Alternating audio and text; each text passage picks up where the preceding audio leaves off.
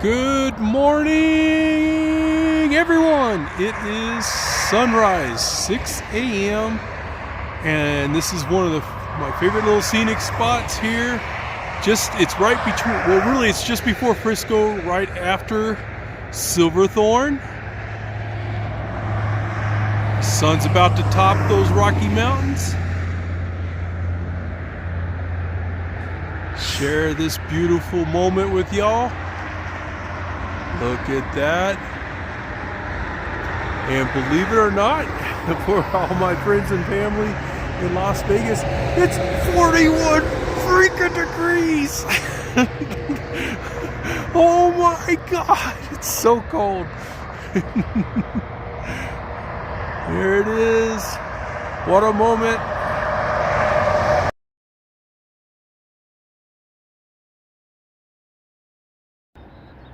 All right, y'all. Just went over that mountain pass, taking the scenic route. I'm a little early. I did that on purpose, believe it or not. I did not want to go through the Eisenhower Tunnel. Look at all that.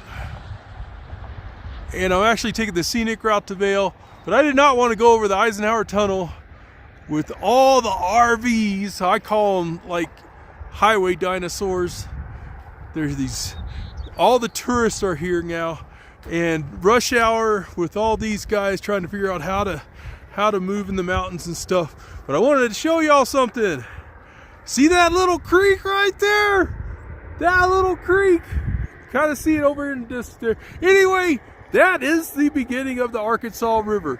This huge roaring river starts right here with the snow melt and goes all the way down, all the way to Arkansas. But right now, this is still called the Arkansas River, but it's a little creek. It is 38 degrees. I'm at about 9,500 feet right here. I gotta get back in the car. It's freezing, but still, all the snow, the melt is still going on. And we're gonna get some breakfast. I'm starving Marvin.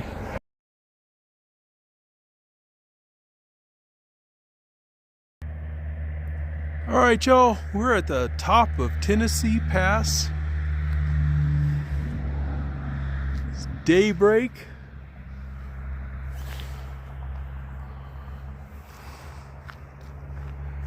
And we're at the 10th Mountain Division Memorial. We're really close to Camp Hale. That's where, back in World War II, the generals realized that they were going to have to fight in the Italian Alps against the Nazis. Not the fake Nazis that the media is always wanting us to hate each other over, because every side calls each other the Nazis. It's a bunch of bullshit. But the real Nazis, and they're like, oh my God, we're going to have to fight in the mountains.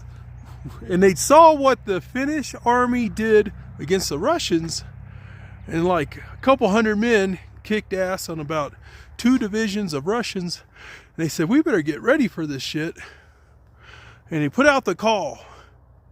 And all these ski patrol guys and lumberjacks and just guys that were into the mountains, hunters and stuff, they answered the call. And they had a, ski patrol guys, like I said, and they learned to fight in mountain climb, and they went into battle with skis on, strapped to their backs, and there's Old Glory. So there was a big thing, and the camp where they trained is just a few miles from here. If you ever do a snowmobile tour in the wintertime, they take you out there. And it's over 10,000 feet here, so that's why I'm like, oh my God. You can barely catch your breath. And so that's where I'm at right here. This is Tennessee Pass, one of the Continental Divide, one of the passes over the mountain.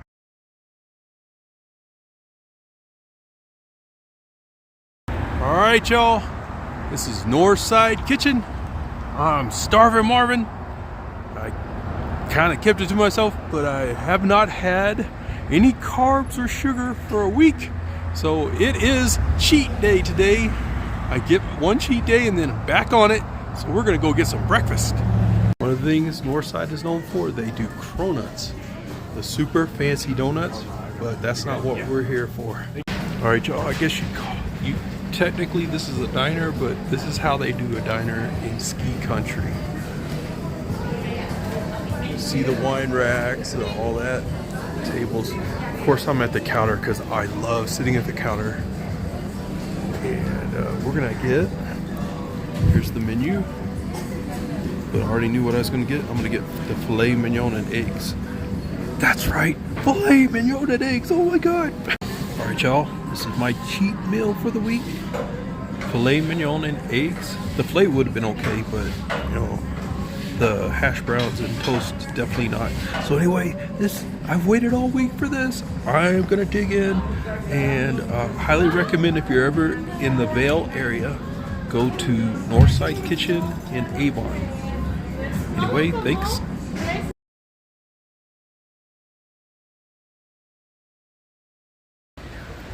All right, y'all. So this is Vail Village. It's very green. Summertime in Vail. It's like the shortest season in the universe. But anyway, here is the dedication for the ski troopers from World War II that trained right outside of Vail. Well, actually, Vail wasn't even Vail back then. So these guys were like really crazy hardcore.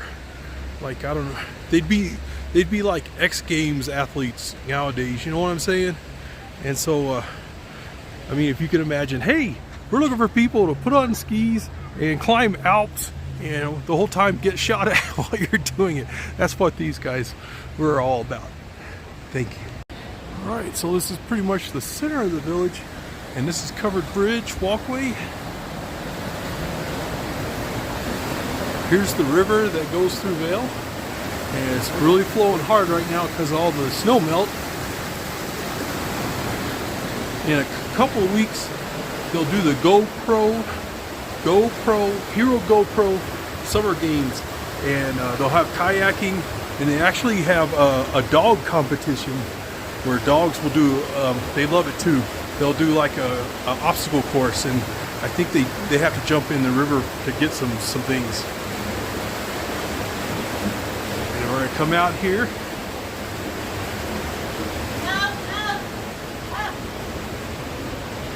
And we're in Vail.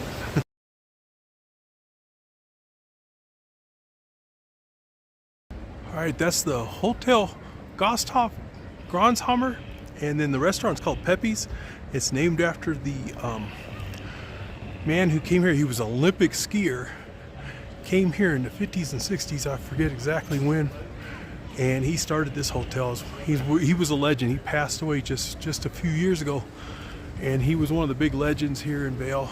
Really helped set the place up as far as drawing people in, and he was kind of like an unofficial Vail ambassador.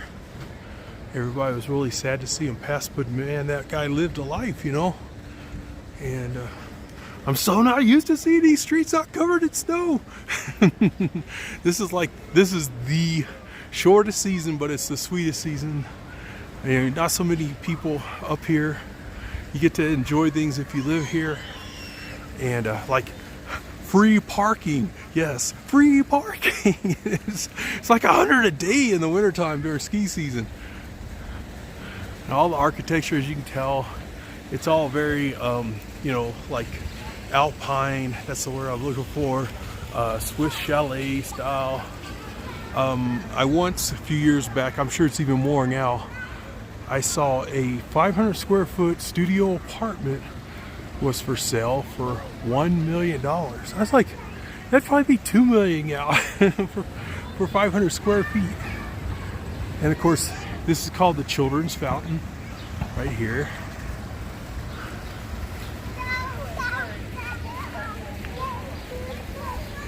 This is Bridge Street for the obvious reasons. This is kind of like, I'm pretty sure this is where they do like the competition for the doggies and the kayaking on the summer games. I think they do it right here. You can see why they do the kayaking. They got a nice little falls there.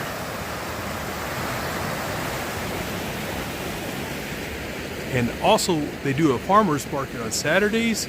And this is why I always remember this street, because there's a guy here, right here on Bridge Street. He's always here every year and every Saturday, and he does elk paella with elk meat. He'll have the biggest lines of the whole farmer's market. All right, y'all, we're over at the pedestrian mall. This is by the Solaris. There we go. You see the Solaris. Very, very busy hotel with, like all of them, it's just like the casinos, you know, it has a checkered past, you know, I think it's all this big game that the rich people play. You know, you're always hearing about this casino's in default, this casino, blah, blah, blah. And what they do, they get investors and then somehow they default, but they always end up richer. Well, the same happened with that. And of course, it's always full, but you know, the owners are crying broke. So it's just kind of interesting how the world works. But this is really beautiful. And there's Covered Bridge right there. I'm sorry, Bridge Street.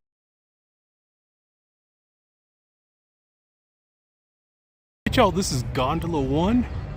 And the big thing about this in the summertime, everybody takes the gondola to the top of Vail Mountain. On weekends, the wedding parties do. They have like $1 million weddings up here. Like they'll rent the entire Arabelle or the entire Ritz, which has got to be, I can't even imagine. I mean, we're talking multi-million-dollar. But anyway, the wedding parties will go all the way to the top of the mountain and they get some really nice wedding pictures up there. So this is Gondola 1.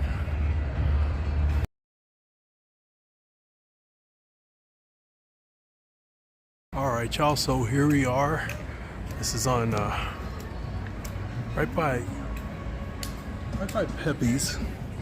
And this is the tasting room for 10th Mountain Whiskey, which is named after the 10th Mountain Division, which I've been talking about all morning. And of course, the distillery's not in Vail because real estate's so ridiculous. But they have their tasting room. The distillery's just outside, probably about 15 miles in Gypsum. So we're right here at opening. We're just gonna wait for them to open up. We're here in the tasting room for a world famous 10th Mountain Whiskey, or 10th Mountain Distillery, but we're here for their whiskey. There's all their awards they've won. One of the coolest tasting rooms I've seen.